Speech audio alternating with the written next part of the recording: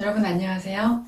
정관과 상관의 공부를 하겠습니다. 이제 정관 격이거나 정관이 현관에 있을 때 상관이 있으면 우리는 그 상관이 정관을 쳐다본다. 그래서 이제 상관견관이라고 표현하고요. 상관이 정관이 마음에 안 들어서 노려본다, 째려본다 이렇게도 표현을 합니다. 그래서 상관이 소리든 태도이든 눈빛이든 어떤 몸짓이든 이런 것으로 정관을 마음에 안 들어서 이렇게 째려본다. 이런 의미로 이제 상관, 경관이라고 하는데 정관을 상관이 째려보는 것은 그러면 상관, 경관은 어떤 의미냐? 정관이 마음에 안 들어서 정관에게 상처를 주는 행동을 하는 것이라고도 말할 수 있습니다. 정관이라는 것은 그 조직을 유지하기 위한 어떤 규범, 그런 정책, 그리고 또 그 조직 자체이죠. 그리고 그 속에 있는 그 속에서 이제 정관을 보장받으면서 임무를 수행하는 그런 조직 구성원이 권리와 의무가 전부 다 포함되어 있는 것, 그 전체를 총칭하여 정관이라고 하는 거거든요. 그런데 상관이 이제 정관을 째려본다, 경관한다는 것은 이러한 정관의 안정적인 그런 정해진 규범 상태를 해치는 행동을 하는 것을 말합니다. 그러니까 상관은 정관이 마음에 안 드니까 정관의 그런 규범적인 그런 안정된 상태를 해치려 하는 것이다. 그래서 이제 상관, 경관이라고 하는 겁니다. 그러면 이제 정관의 그 조직의 체제 유지와 그런 안정을 위한 그런 요소를 상관이 개인이 원하는 방식, 자기가 원하는 방식에 대한 그런 요구가 정관의 규범과 충돌을 하는 것입니다. 그래서 정관이 기존에 이렇게 체계가 확립되어 있는 안정적인 체계를 질서를 파괴하고 상관은 새로운 질서를 만들려는 행동인 거죠. 새로운 개혁을 원한다고 할까요? 그래서 정관의 그 기득권을 갖고 있는 층을 기득권층을 향한 변화와 발전을 요구하는 상관의 주장, 현상이라고 할 수 있습니다. 그러면 이 경우에는 이제 사주 자체에서 정관이 안정된 상태가 있어야 상관의 개혁을 통한 그런 혁신이랄까 그런 것들을 통한 발전이 있을 수 있습니다. 그러니까 정관의 변화를 꾀하여 발전을 할 수 있어야 합니다. 그러면 이 정관과 상관이 서로 상호 발전, 상호 협조를 해서 발전을 하려면, 변화를 통해서 발전을 하려면 반드시 사주에 꼭 있어야 하는 요소가 있습니다. 바로 정인입니다. 사주에서 일간이 인성으로 또는 정인으로 신왕해야 합니다. 그러니까 사주에서 상관과 정관이 있을 때 그 정관이 더욱더 거듭된 변화를 통해서 혁신을 통해서 발전하려면 정인이 있어야 되고 정인이 일간을 생해서 일간이 신왕해야 합니다. 그러니까 반드시 정인이 있어서 상관을 견제해야 합니다. 그것을 정인이 상관을 견제해야 폐인이고 그래야 정관의 변화와 발전을 꾀할 수가 있습니다. 그럼 이것은 굉장히 이상적인 상태인 거죠. 정관이 안정적인 그런 안정을 유지하고 있고 상관이 구체제에 대한 기득권 체제에 대한 너무도 이렇게 구태의연하게 정해져 있는 체제에 대해서 개혁을 요구를 하는 것이죠. 근데 이거의 또 부정적인 방식은 자기 마음에 안 드니까 자기 개인의 행동 방식대로 해달라고 요구를 하는 겁니다. 그런데 이런 정관과 상관의 개혁 요구를 통해서 정관이 발전을 하려면 반드시 사주 내에 정인이 있어야 하고 정인이 일간을 생해서 일간이 신왕해야 이상적인 상관 폐인을 이루어서 변화와 발전을 꾀할 수 있습니다. 이것은 굉장히 드문 경우입니다. 이렇게 상관의 개혁 요구를 정인이 견제하고 다시 정관을 발전시키는 것은 확률적으로 10% 안 된다, 3%이다. 사주에 보면 3% 미만이다. 이렇게 확률적으로 굉장히 드뭅니다. 그러면 이제 또 살면서 일어나는 또 다른 상관과 정관의 현상은 정관의 관점에서 보면 이제 상관의 행동을 하는 사람들은 세상에서 잘못 행동을 하는 거죠. 잘못 살고 있는 그런 사람들이 있어요. 그러면 정관이 정한 규범을 어기는 행동이 상관이라고 보는 것이죠.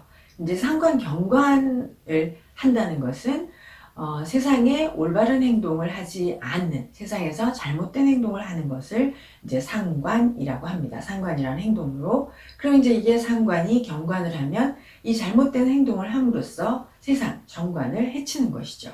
그럼 이럴 때 이제 인성이 상관을 교화시켜서 정관을 해치지 못하도록 상관을 인도해야 합니다. 그래서 교화를 하는 거죠. 이 또한 또 상관 폐인이라고 합니다. 그래서 상관이 정관을 경관하는 것을 정인이 눌러서 정관을 구하는 것입니다.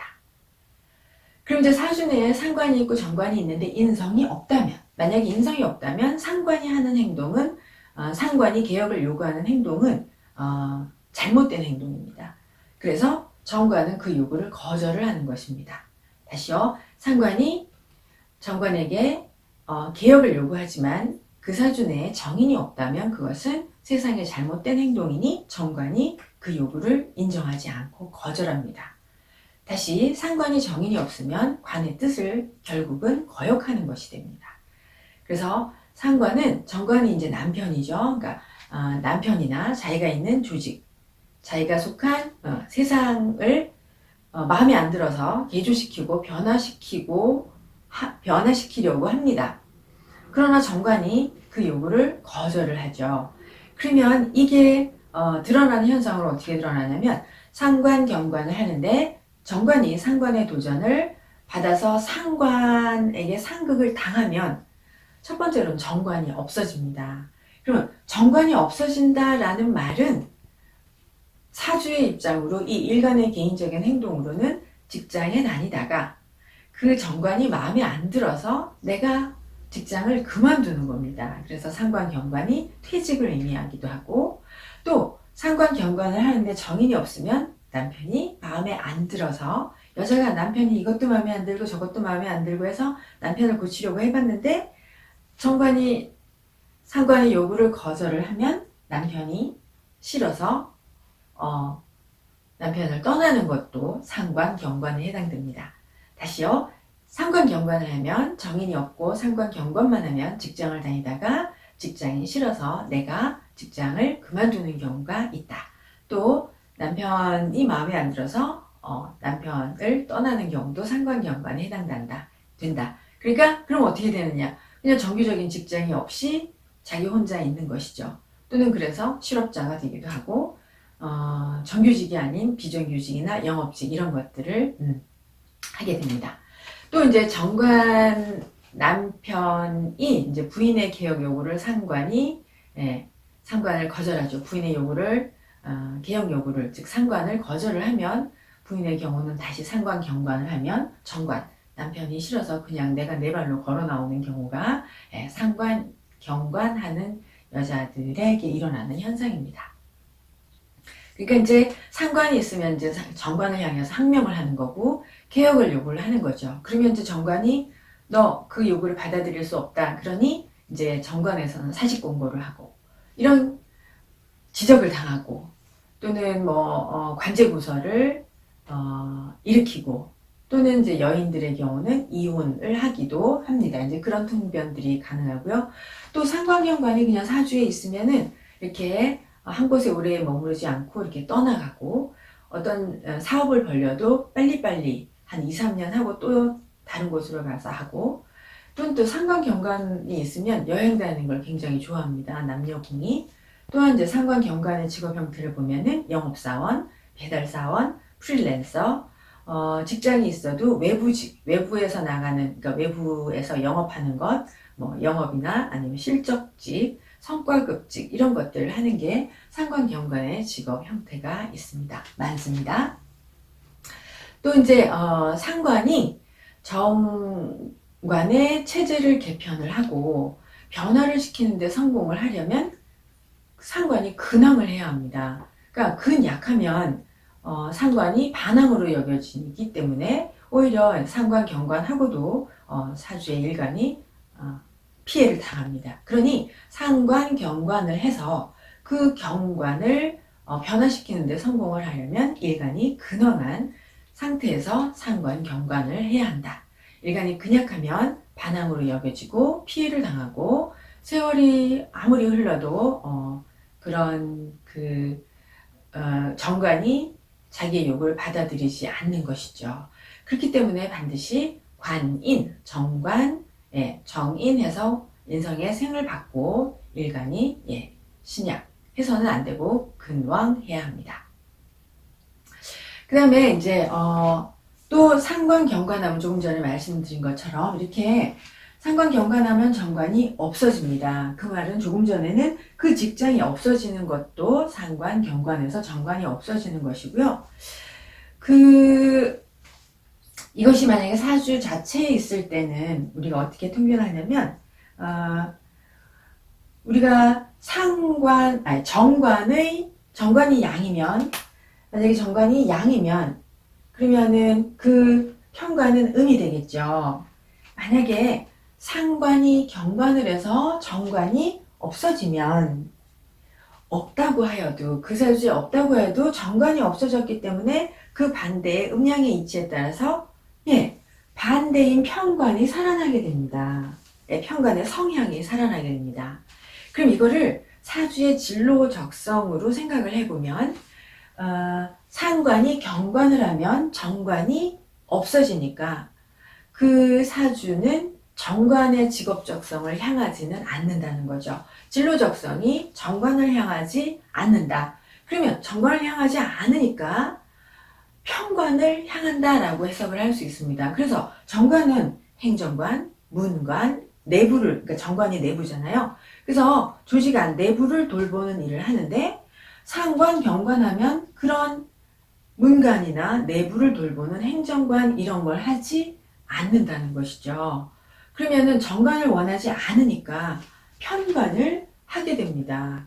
그러면 편관은 정관이 내부적인 일이었으면 편관은 외부적인 일, 밖으로 나가는 일, 정관이 가만히 앉아서 행정 사무를 보고 펜을 사용하는 일을 하면 편관은 기술직을 하는 것이죠. 또는 정관은 가만히 앉아서 점잖은 교육이나 뭐 이런 걸 한다. 그러면 편관은 상관, 경관을 하면 예체능을 하게 됩니다. 기술이나 이과나 예체능직의 진로 적성으로 가게 된다. 만약에 근황하면 이과, 아주 명장이 되는 기술직, 의사 이런 것들을 하게 되고요. 근약하면 그런 이과나 기술 전문직을 할 만큼의 인내심을 가지고 공부를 열심히 하지 않기 때문에 예체능으로 많이 간다. 이렇게 통변을 할 수가 있습니다. 그래서 다시 정리하면요. 상관, 경관이 사주에 있으면은 정관이 있어도 상관이 정관을 해치니 정관이 없어지고 편관을 하게 된다. 그러면 진로적성도 정관직을 추구하지 않고 편관직을 추구해서 이과나 기술직, 예체능직을 진로적성으로 선택하게 되는 경향이 있다. 이렇게 말씀드립니다. 그래서요, 사주를 하나 또 적어보겠습니다. 여기를 적어놓고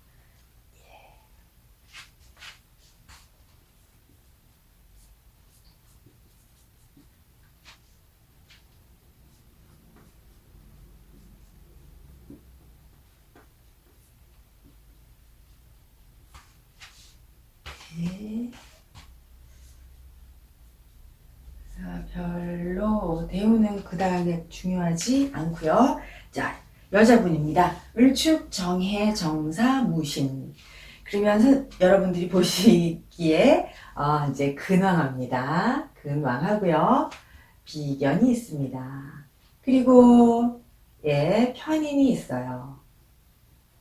그리고 상관이 있습니다. 정관월에 태어났죠. 완료입니다. 제일 중요한 것은 정제가 있습니다. 그러면 이제 정관격은 앞에서도 통변할 때 말씀드렸듯이 정관격이 아이고, 수화부터 먼저 뭐를 하는 사람인지를 한번 생각을 해봐야 되는데요. 수화를 보겠습니다. 이제 수화를 보면 해월에 태어났으니까 동절생이죠. 그러면 이제 겨울생.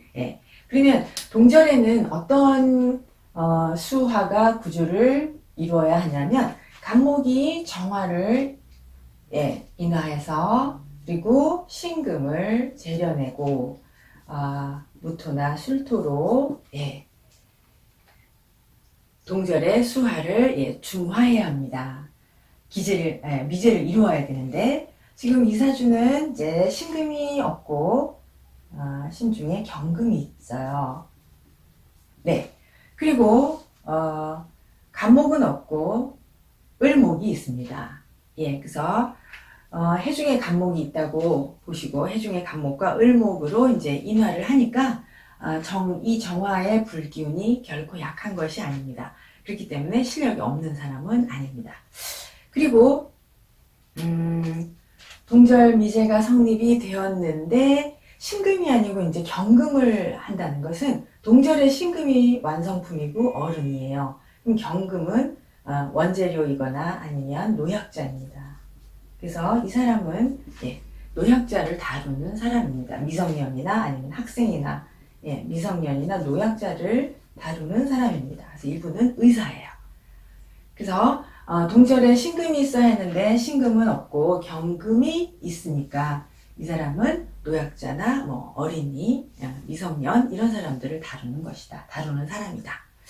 그리고 또 이제 사주의 동절에 이렇게 추나에 병화가 있어요. 이렇게 병화가 있으면 이 병화가 이 사람의 직업 성향 중에 건강 분야에 이렇게 종사하는 경향이 많이 있습니다. 그래서 이분이 이제 의사인 거죠.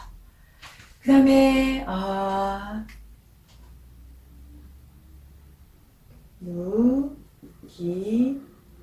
목이 이렇게 해서 이제 경금의 금생수를 받는 거죠. 그래서 경금의 금생수를 받기 때문에 사람들의 이제 정신을 교화하고자 하기도 하고, 사람들의 이렇게 마음을 어루만져 주고자 합니다. 그래서 이분이 이제 하고 싶은 것은 지금 현재 전문의 과정을 밟고 있는데 재활의학이나 아니면 이제 정신과 쪽으로 아니면 소아과 이렇게 이제 생각을 하고 있는데 아직 확정 지어지지는 않습니다. 그리고 이제 격을 보겠습니다. 지울게요.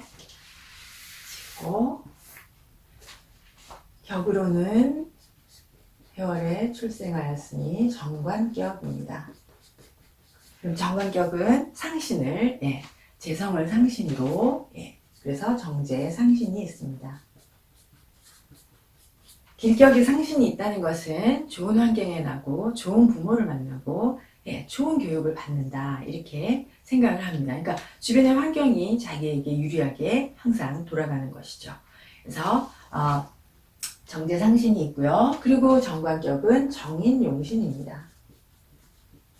그런데 사주에 드러나게는 편인이 투관되어 있죠. 그럼 항상 편인은 사주에 있으면 반드시 정관을 설기합니다. 그래서 여기 정관이 정관을 설기합니다. 정관을 설하면 반드시 어떻게 해야 되냐면 이 관이 설되면 안 되잖아요. 관이 사라지게 되잖아요. 그렇기 때문에 반드시 재생관으로 관을 보좌해야 합니다. 그래서 여기 이렇게 재생관으로 관을 보좌를 해야 합니다. 그래서 정제가 있어서 정관을 계속 생해야 정관을 유지할 수 있습니다.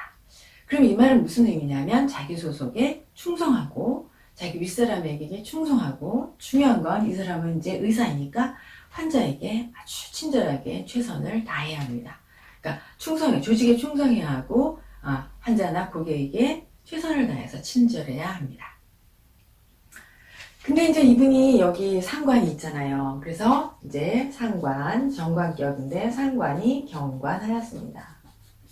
그러니까 이분이 이과를 한 것이죠. 의사를 한 것입니다. 그래서 진로적성으로는 사주 자체에 상관과 정관이 있으면은 이 사람들은 내부를 책임지거나 행정관이거나 교육관이거나 이런 정관을 추구하지 않고 정관을 상하게 있기 때문에 편관을 추구해서 상관 경관하니까 이제 이과를 가게 됩니다. 근데 이 사람은 근황하잖아요. 근황하기 때문에 이과를 전공하고 의대에 갈 수 있을 만큼 공부도 했어요. 그리고 여기 또 이제 비견도 있고, 인성이 있어서 신원하니까 이후에는 아마도 지금은 현재 소속의 병원에 있지만 이후에는 독립을 할 것이다, 이렇게 생각을 해볼 수 있습니다. 그런데 이제 편인이 이렇게 정인이 있어서 상관을 제해야 돼요. 간목이 무토를 탁 제해서 상관 경관하는 관을 살려야 되는데 정인이 지금 상관을 제하지 못하고 편인이 있으니, 편인이 대항하니 정관이 설되니 역부족입니다. 그래서 지금 이 사람은 오로지 정관격이 재생관을 해야, 재생관을 해서 상관경관도 이겨내고 관설도 이겨내야 하는 그런 사주입니다. 그래서요, 지금 이제 편인이 있고 정인이 없기 때문에 계속 정관이 설될 것이다. 그리고 자체의 사주가 상관, 경관을 하고 있다. 그럼 이 정관을 유지하려면 어떻게 해야 되느냐? 열심히 재생관으로 관을 보좌하고 관을 유지해야 합니다. 조직이 충성하고 자기 환자에게 친절해야 하고 성실하게 직장생활을 해야 한다. 이렇게 설명을 하겠습니다. 그래서 상관, 경관 하는 사주를 살펴보았습니다. 감사합니다.